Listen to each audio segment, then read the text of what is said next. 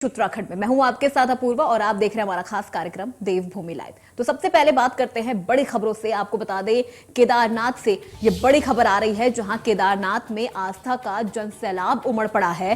केदारनाथ में पहले दिन लगभग 23,000 श्रद्धालुओं ने बाबा केदार के दर्शन किए। कपाट खुलने के मौके पर 10,000 के करीब श्रद्धालु मौजूद थे और श्रद्धालुओं का केदारनाथ धाम पहुंचना लगातार जारी है। पहले दिन लगभग 23,000 श्रद्धालुओं ने बाबा केदार के दर्शन किए हैं और जब केदारनाथ धाम के कपाट खुले तो करीब 10,000 श्रद्धालु इस मौके पर केदारनाथ धाम के कपाट खुलने के साक्षी बने। और इस दौरान सीएम पुष्कर सिंह धामी भी मौजूद थे, उनके साथ सतपाल महाराज भी मौजूद थे। और अब लगातार भक्तों का पहुंचना, केदारनाथ धाम पहुंचना लगातार जारी है। श्रद्धालुओं का केदारनाथ धाम पहुंचना लगातार जारी है। आपको बता दें पहले दिन लगभग 23,000 श्रद्धालुओं ने बाबा केदारनाथ के दर्शन किए। श्रद्धालुओं का जनसैलाब उमड़ पड़ा है केदारनाथ धाम में बाबा केदार के दर्शन करने के लिए।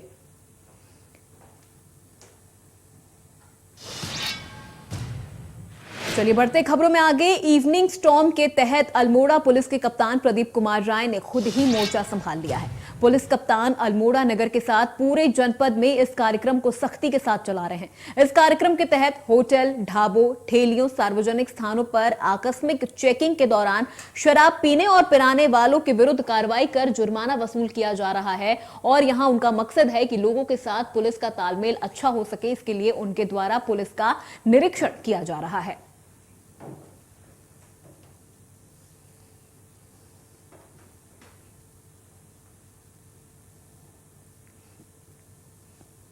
इवनिंग स्टॉर्म कार्यक्रम चलाया जा रहा है और शराब पीने और पिलाने वालों पर यह आकस्मिक कार्रवाई हो रही है। इस दौरान एसएसपी ने खुद मोर्चा संभाला है। इस पूरी कार्रवाई का आकस्मिक चेकिंग की जा रही है। होटलों में, ढाबों में, जो रेस्टोरेंट्स हैं या जो दुकान है वहां पर ये आकस्मिक चेकिंग की जा रही है और ये देखा जा रहा है कि यहां पर शराब की बिक्री तो नहीं हो रही है या शराब पीने और पिलाने वालों पर जो कार्रवाई हो रही है वो की जा रही है। तो इवनिंग स्टॉर्म कार्यक्रम चला रहे हैं पुलिस कप्तान और इसकी जिम्मेदारी खुद एसएसपी ने संभाल रखी है। साहब हैं और डीजीपी साहब हैं, उनकी ये पहल है। उसमें सिर्फ मेरा सिर्फ ये कहना था कि बहुत अच्छी पहल थी, इसलिए मुझे अपनी टीम के साथ थोड़ा सड़क पर उतरा मैं, ताकि मुझे भी इस शहर का अंदाज़ा भी चले और जो हमारे जो इस टीम में काम कर रहे हैं लोगों का थोड़ा मनोबल भी बढ़े और आम जनता से हमारा एक रिश्ता स्थापित हो। इसी क्रम में लगातार मूवमेंट किया जा रहा है। साथ ही जो हमारे जो ट्रैफिक के जो लोग हैं उनको भी निर्देशित किया गया है कि जो है वाहनों की लगातार चेकिंग करते रहें, अनावश्यक किसी को परेशान न किया जाए। लेकिन जो लोग शराब पी के गाड़ी चला रहे हैं, रैश ड्राइविंग कर रहे हैं, यानी कि जिनकी गलती से दूसरों की जान को खतरा हो सकता है, उनके खिलाफ कार्रवाई की जाएगी। तो आपको बता दें शराब पीने और पिलाने वालों पर यह कार्रवाई चल रही है और खुद एसएसपी ने इस कार्रवाई के तहत मोर्चा संभाल लिया है और यहां पर आकस्मिक चेकिंग की जा रही है, चाहे वो दुकान हो, रेस्टोरेंट्स हो, ढाबे हो, होटल हो, यहां पर आकस्मिक चेकिंग की जा रही है। और साथ ही साथ एसएसपी का खुद कहना है कि वो यहां पर अपनी टीम के साथ उतरकर निरीक्षण कर रहे हैं, चेकिंग कर रहे हैं और यहां पर पुलिस और आम जनता के बीच में एक पॉजिटिव रिलेशनशिप भी बना रहे, उसकी भी वो कोशिश कर रहे हैं, ताकि शराब पीने के बाद लोग जिस तरह से रैश ड्राइविंग करते हैं, कई बार सड़क हादसे हो जाते हैं, तो इससे आम जनता को बचाया जा सके। क्योंकि कई बार ऐसा होता है जो लोग रैश ड्राइविंग करते हैं उनकी वजह से आसपास के लोगों की जिंदगी खतरे में आ जाती है। तो ऐसी कोई स्थिति ना हो, ऐसा कोई हादसा ना हो, इसको लेकर भी यहां पर ये इवनिंग स्टॉर्म कार्यक्रम चलाया जा रहा है और यहां पर इस कार्रवाई का खुद मोर्चा संभाल रखा है एसएसपी ने और उन्होंने खुद कहा है कि यहां पर पुलिस और आम जनता के बीच में भी एक पॉजिटिव रिलेशनशिप बनाया जा रहा है कि जनता का जो पूरा विश्वास है वो पुलिस व्यवस्था पे बनी रहे। तमाम जानकारी के लिए हमारे संवाददाता हरीश भंडारी अल्मोड़ा से हमारे साथ जुड़ गए हैं। हरीश, ये जो इवनिंग स्टॉर्म कार्यक्रम चलाया जा रहा है ये क्या है, पहले मैं चाहूंगी आप ये हमारे दर्शकों को बताएं। जी, इवनिंग स्टॉर्म कार्यक्रम डीजीपी और डीआईजी के आदेशों के अनुसार पूरे समूह क्षेत्र में चलाया जा रहा है, जिसको लेकर पुलिस का एक स्पेशल अभियान ये है कि नशे की हालत में जो लोग गाड़ियां चलाते हैं या कुछ रेस्टोरेंट, होटल जो है शराब को बेचते हैं और वहां पीने के लिए जाते हैं, और तमाम टाइप की ऐसी जो समस्याएं होती हैं, इसको लेके लगातार इसका एक कार्यक्रम चलाया जा रहा है और लोगों का चालान किया जा रहा है। जी बिल्कुल हरीश। और इस इवनिंग स्टॉर्म कार्यक्रम के तहत अब तक कितनी कार्रवाइयां हो चुकी हैं, इसके बारे में कोई जानकारी आपके पास? हफ्ते भर पहले से ये लगभग कार्यक्रम चला है। अभी तक अगर जनपद अल्मोड़ा की बात करें तो यहाँ पर करीब 150-200 लोगों पर कार्रवाई हो चुकी है और करीब 1 से लेकर 2 दर्जन के बीच में वाहन जो है सीज कर दिए गए। आम जनता का क्या रिएक्शन आ रहा है इस कार्यक्रम को लेकर? आम जनता कितनी संतुष्ट नजर आ रही है? अगर आम जनता की इसके लिए बात की जाए तो आम जनता में बहुत ज्यादा खुशी इसको लेकर है, और वो इसको जो है पुलिस का एक बहुत अच्छा कार्यक्रम मान रही है। जी बिल्कुल, क्योंकि हरीश यहाँ पर खुद एसएसपी ने इसका मोर्चा संभाल रखा है, तो जाहिर सी बात है कार्यक्रम में तेजी भी आ रही होगी और लगातार कार्रवाइयां भी चल रही होंगी। क्या कुछ अपडेट आपके पास है?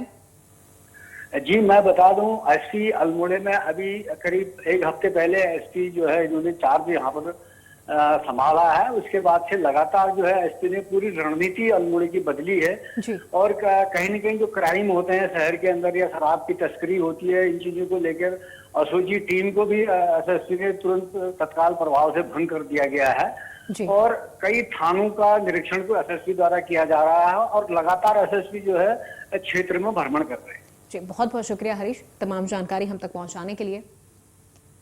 तो इस कार्यक्रम का खुद एसएसपी ने मोर्चा संभाल लिया है। तो चलिए बढ़ते खबरों में आगे। अल्मोड़ा के मनियागर में रहने वाली नेहा आगरी, जो बचपन से देख नहीं सकती पर अपने सुरों से लोगों के दिलों तक पहुंच रही है। नेहा को बचपन से ही गीतों का बेहद शौक था, जिसके बाद स्कूल की टीचर ने नेहा का हौसला बढ़ाया।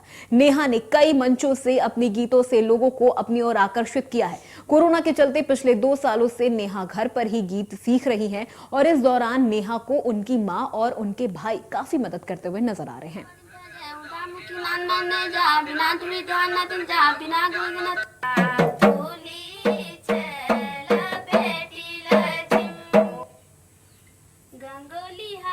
सर मुझे बचपन से शौक थी और जब मैं 4 में पढ़ती थी तो मेरी मंजू मैम ने मुझे संगीत सिखाया और कभी कभी मेरी मम्मी भी सिखाती है। जब मेरी मम्मी रोटी बनाती थी तो मेरी मम्मी मुझे संगीत भी सिखाती है। सर मैं फ़ोन से सीखती हूँ मैं, ताकि पुराने गानों को जो भूल गए उनकी मैं नई लय बनाना चाह रही हूँ, ताकि लोग फिर से देखें, फिर से सुने गाने को। उसका यही सपना है कि आगे चलकर मैं मम्मी एक बहुत बड़ी सिंगर बनूं, अपने उत्तराखंड का नाम रोशन करूं, अपने कुमाऊं का नाम रोशन करूं, आप लोगों का नाम रोशन करूं। उसको बहुत शौक़ है, मैं यही चाहती हूं सर, बस आप सभी लोग सपोर्ट करें, मेरी बेटी को आगे से आगे तक पहुंचे ताकि उसका मंच मिल पाए, वो एक अच्छी सिंगर बन जाए। बस सर मेरी यही आपसे मनोकामना है, यही विनती है।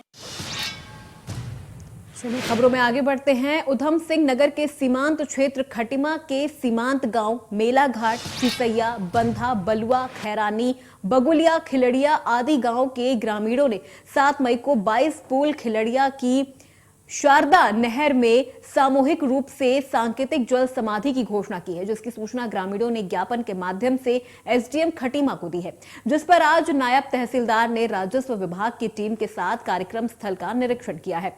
आपको बता दें कि विधानसभा चुनाव में मुख्यमंत्री पुष्कर सिंह धामी की अपने ही गृह क्षेत्र में हार पर उक्त सीमांत गांव के ग्रामीणों ने दुख व्यक्त करते हुए मुख्यमंत्री धामी के प्रति अपनी आस्था और श्रद्धा जताते हुए प्रायश्चित के तौर पर सांकेतिक जल समाधि की घोषणा की है।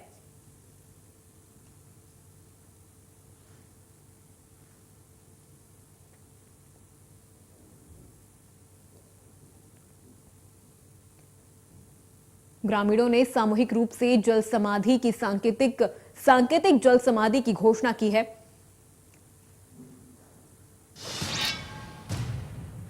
उत्तराखंड राज्य में चंपावत विधानसभा सीट के लिए उपचुनाव होना है, जिसकी तैयारियों में प्रदेश की दोनों मुख्य पार्टियां भाजपा और कांग्रेस पूरी तरह से जुट गई हैं। जहां एक और बीते दिन भाजपा संगठन ने सूबे के मुख्यमंत्री पुष्कर सिंह धामी को चंपावत उपचुनाव के लिए प्रत्याशी बनाया है, तो वहीं कांग्रेस पार्टी ने भी अपने प्रत्याशी के नाम का ऐलान कर दिया है।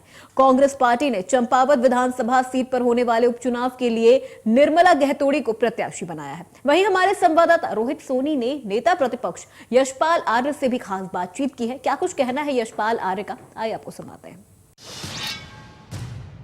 चंपावत विधानसभा सीट पर होने वाले उपचुनाव के लिए कांग्रेस पार्टी ने निर्मला गहतोड़ी को प्रत्याशी के रूप में उतारा। हमारे साथ बातचीत करने के लिए मौजूद है नेता प्रतिपक्ष यशपाल आर्य से बात करेंगे। सर, निर्मला गहतोड़ी जी को प्रत्याशी बनाया गया है, कितना बड़ा चुनौती मानते हैं इसको? क्या लगता है मुख्यमंत्री के सामने वो टक्कर लेंगे सीधे? देखिए, एक मजबूत उम्मीदवार हैं, कांग्रेस की वरिष्ठ नेता रही हैं, वरिष्ठ नेता हैं, जिला कांग्रेस कमेटी के अध्यक्ष रही हैं, बहुत बड़ा लंबा राजनीतिक जीवन है और सामाजिक कार्यों में उनका बहुत बड़ा लगाव है, योगदान है, तो निश्चित रूप से एक बेहतर उम्मीदवार हैं निर्मला गहतोड़ी जी। लेकिन सर, हमेशा चर्चा रहता है कि जिसकी सरकार होती है और उसके सरकार में अगर उपचुनाव होता है तो वही सरकार ही उपचुनाव जीतती है। स्वाभाविक है, धन बल है, सरकारी मशीनरी का दुरुपयोग हो रहा है, दिख रहा है वो, लेकिन उसके बावजूद भी हम लड़ाई को लड़ेंगे, मजबूती से लड़ेंगे। मजबूती करने के लिए क्या कुछ टीमें गठित करने के निर्देश दिए गए? क्या कुछ टीम कितनी गठित की जाए, कितनी मजबूत टीम रहेगी? हमने सेक्टर वाइज हमने प्रभार दिया गया है, प्रभारियों की नियुक्ति की है, वहाँ के स्थानीय नेताओं को विश्वास में लेकर उन्हें जिम्मेदारी दी गई है। हमारे वरिष्ठ नेता और हमारे आदरणीय नेतागण और हमारे जो माननीय विधायक हैं, पूर्व विधायक हैं, वहाँ उनकी भी वहाँ पर जिम्मेदारी लगाई जाएगी। तो चुनाव को हल्के ढंग से नहीं लगी, कांग्रेस मजबूती से लड़ेंगे। धन्यवाद। तो ये थे नेता प्रतिपक्ष यशपाल आर्य, जिनका साफ तौर पर कहना है कि निर्मला गहतोड़ी को वहां से प्रत्याशी बनाया गया है और कांग्रेस पूरी मजबूती के साथ इस चुनाव को लड़ेगी और जीत भी दर्ज करेगी। कैमरामैन सौरभ के साथ रोहित सोनी, इंडिया न्यूज, देहरादून। चलिए खबरों में आगे बढ़ते हुए बात करते हैं। उत्तराखंड में चीड़ के पेड़ों से निकलने वाले लिसा का संकट गहरा सकता है। बीते कई वर्षों से लगातार लिसा उत्पादन में कमी आ रही है। बात की जाए 10 साल पहले की तो लिसा का भारी मात्रा में उत्पादन किया जाता था, लेकिन अब धीरे धीरे लिसा विलुप्त के कगार पर है। वहीं कोटद्वार लिसा डिपो पर लगभग 1 दशक पहले हजारों कुंतल लिसा का उत्पादन किया जाता था, लेकिन अब इसका उत्पादन प्रतिवर्ष 3000 कुंतल तक रह गया है। लिसा डिपो अधिकारी रमेश सिंह नेगी ने कहा कि जो यहां पर लिसा उत्पादन होता है वो चीड़ के पेड़ों से होता है। अब धीरे धीरे चीड़ के पेड़ों से लिसा निकालने के लिए लेबर कम मिल रहे हैं।